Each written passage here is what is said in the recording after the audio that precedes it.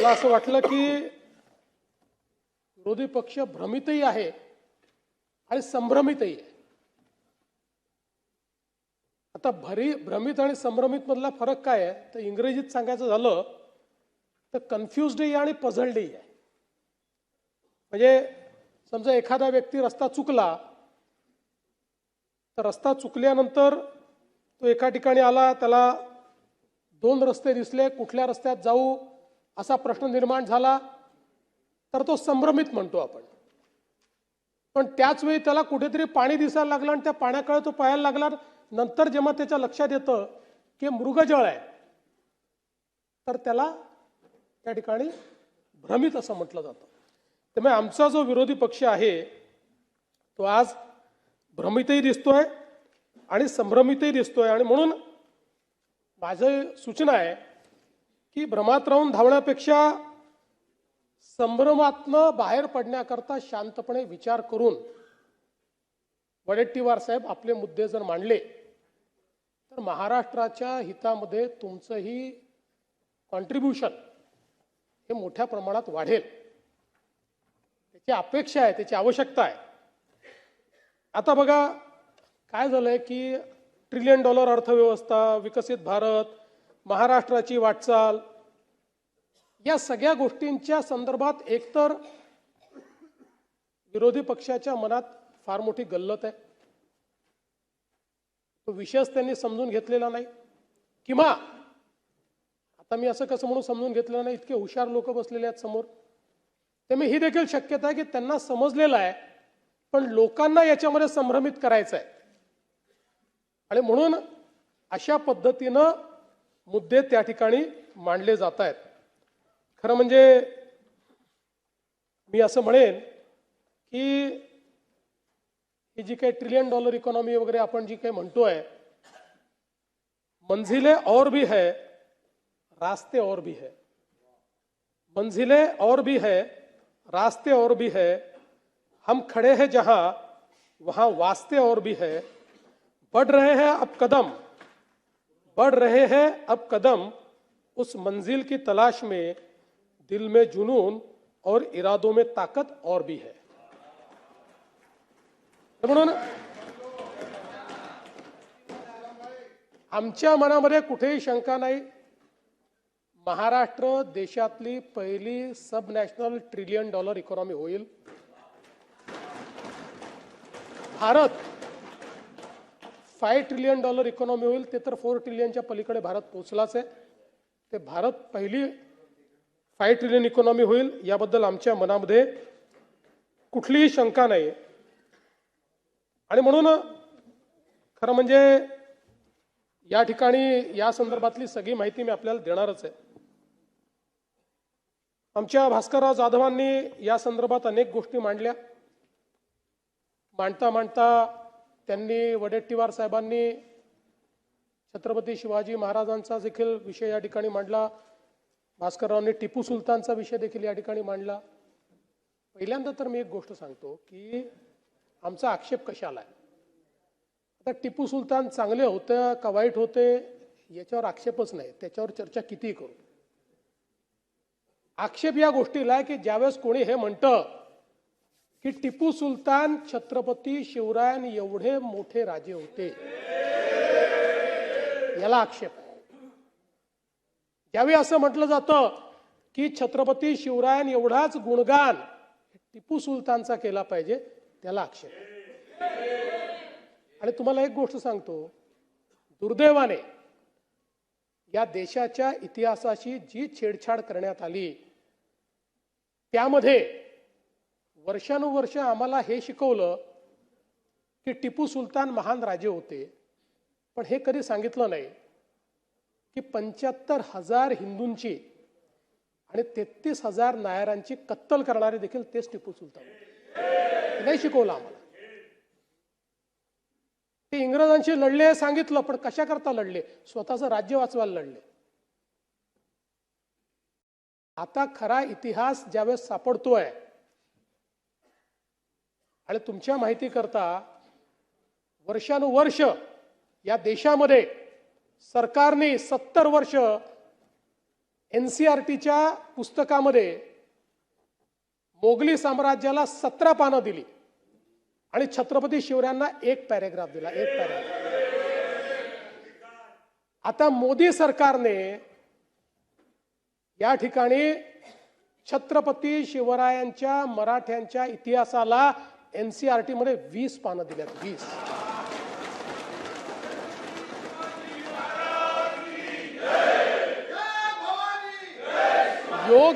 योग्य वेळी जर आपण नीट इतिहास शिकवला असता तर या देशातल्या एकाही मुसलमानाने औरंगजेबाला आपला हिरो म्हटलं नसतं. पण आपण खरा इतिहास काय आहे तो कधी शिकवलाच नाही आणि म्हणून मला त्याच्याकडे जायचं नाही. आपण पुन्हा $1 ट्रिलियन इकॉनॉमीकडे येऊ परत.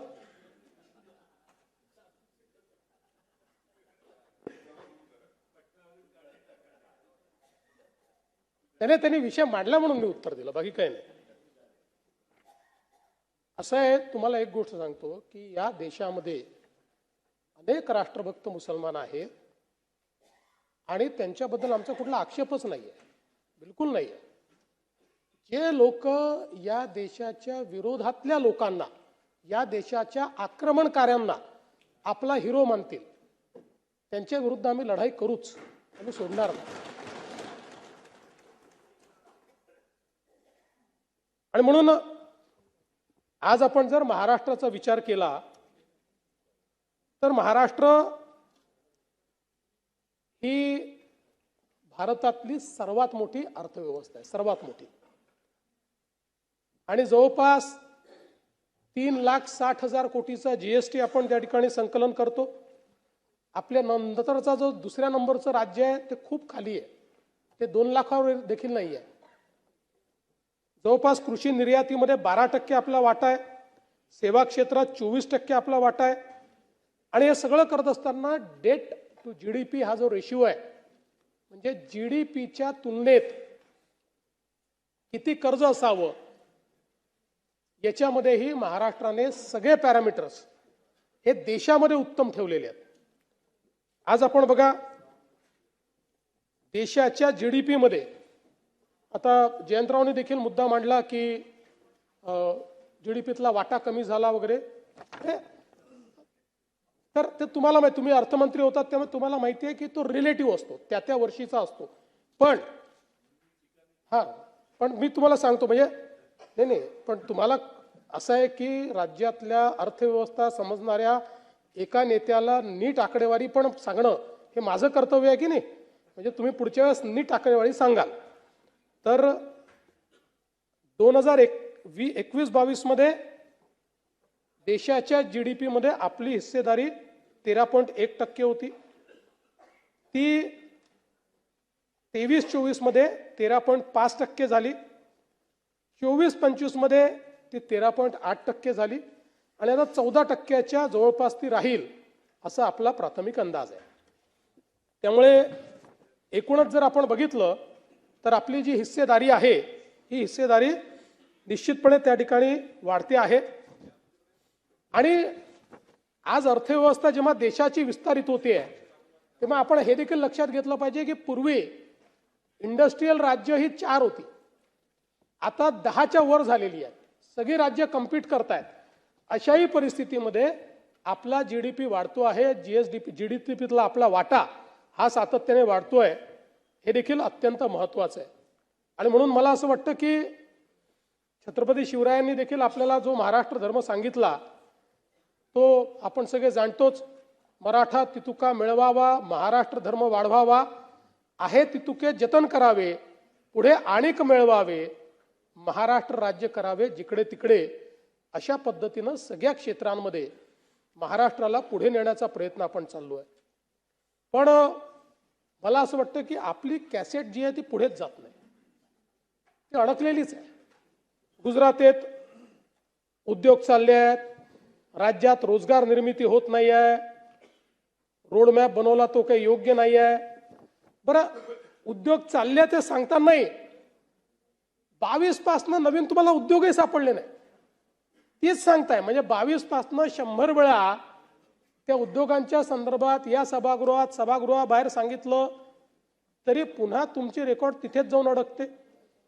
तोच कुठला सॅफ्रॉनचा उद्योग आणि तोच कुठला, म्हणजे तो तर आमचं सरकार याच्या आधीच चालला गेला होता, तरी आमच्यावर तुम्ही मारला आपला. आणि थोडी मला असं वाटतं की काहीतरी जरा नीट अभ्यास करून वगैरे जर थोडे विषय मांडले तर ते अधिक चांगले होतील. किंवा कदाचित मला असं वाटतं की तुम्ही गोबेल्सचं ते तत्व अवलंबत असाल की रोज खोटं बोललं तर कधीतरी खरं वाटतं, त्या पद्धतीनं या ठिकाणी चाललंय.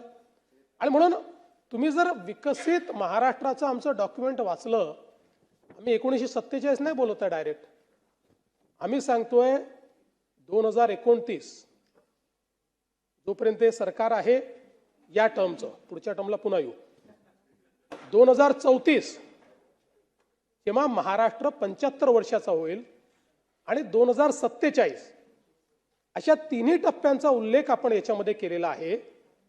आणि या प्रत्येक टप्प्यामध्ये आपल्याला काय करायचं आहे, शेवटी जर तुम्ही प्लॅनिंग करणार नाही, त्याची दिशा ठरवणार नाही, तर तुम्ही तिथे पोचाल कसे. आणि सगळ्यात महत्त्वाचा फरक काय आहे बघा, तर आपण नुसतं प्लॅनिंग करून थांबलो नाही, आता आपल्या अर्थव्यवस्थेची दिशा त्या दिशेने न्यायची आहे, अर्थसंकल्पाची दिशा त्या ठिकाणी न्यायची आहे.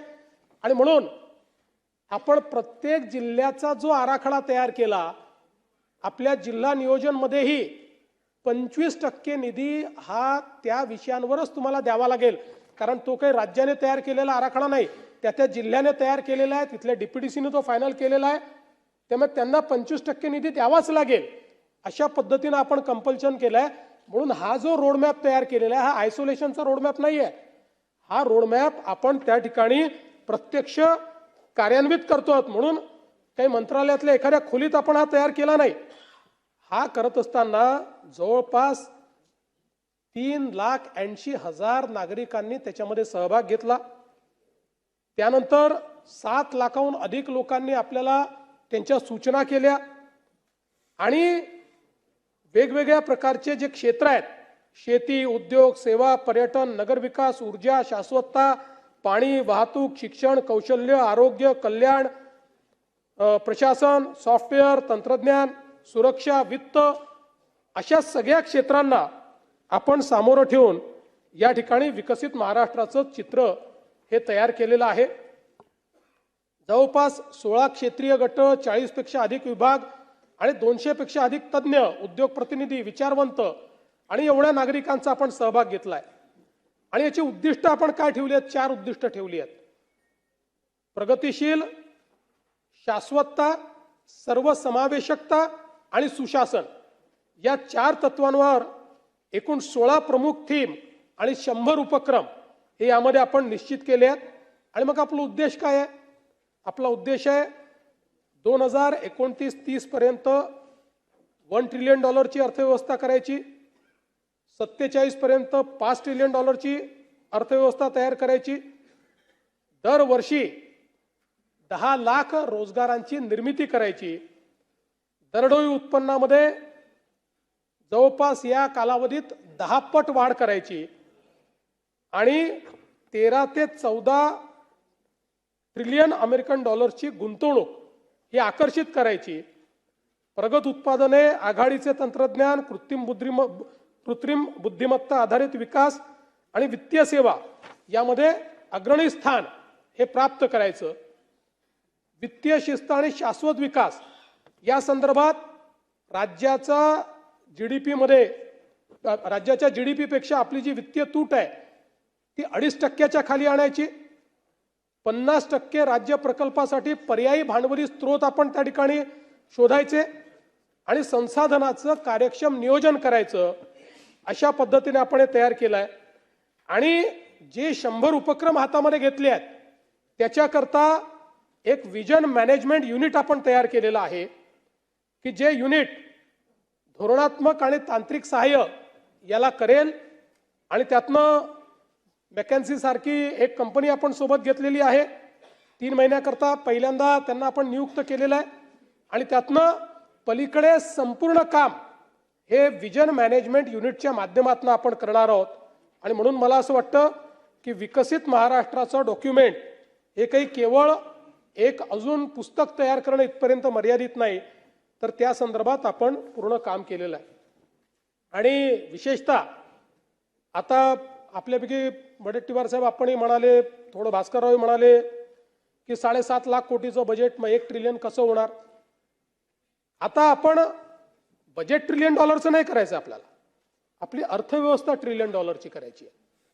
आणि $1 ट्रिलियन म्हणजे काय, 1 ट्रिलियन म्हणजे 1 लाख कोटी असं आपण समजलो तर 90 लाख कोटीची अर्थव्यवस्था आपल्याला तयार करायची आहे महाराष्ट्रात.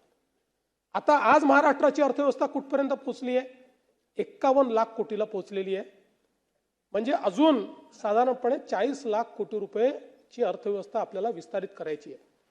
आता हे शक्य आहे का, मी आपल्याला एकच उदाहरण सांगतो की साधारणपणे 12-13 साली आपली अर्थव्यवस्था कितीची होती, 13 लाख कोटीची. 12-13 साठी 13 लाख कोटीची. आता गेल्या 11 वर्षामध्ये 13 लाख कोटीहून ती किती आली, 51 लाख कोटी. हे जवळपास 3 पट आपली अर्थव्यवस्था 10 वर्षामध्ये आपण नेली आहे, 3 पट 10 वर्षामध्ये. आणि म्हणून आपण जेव्हा $1 ट्रिलियन इकॉनॉमी म्हणतो त्यावेळी आपण ऑलरेडी 660 बिलियन पार केले. आणि महाराष्ट्र एकमेव राज्य आहे की ज्या राज्याने 500 बिलियन पार करून आता 660 बिलियनवर आपण पोहोचलो आहोत. प्रभू साहेब, तुम्ही काल 500 बिलियनवर अडकला होतात, नाही, 660 बिलियनवर आपण पोहोचलेलो आहोत. आणि इतर कुठलंही राज्य आज अर्थव्यवस्थेच्या साईजमध्ये आपल्या बरोबरीत नाही. $1 ट्रिलियन घोषणा 7 राज्यांनी केली आहे की आम्ही $1 ट्रिलियन इकॉनॉमी करू, पण कुठलंही राज्य ½ ट्रिलियनला देखील पोहोचलेलं नाही. आपण ½ ट्रिलियन पार करून पुढे गेलेलो आहोत.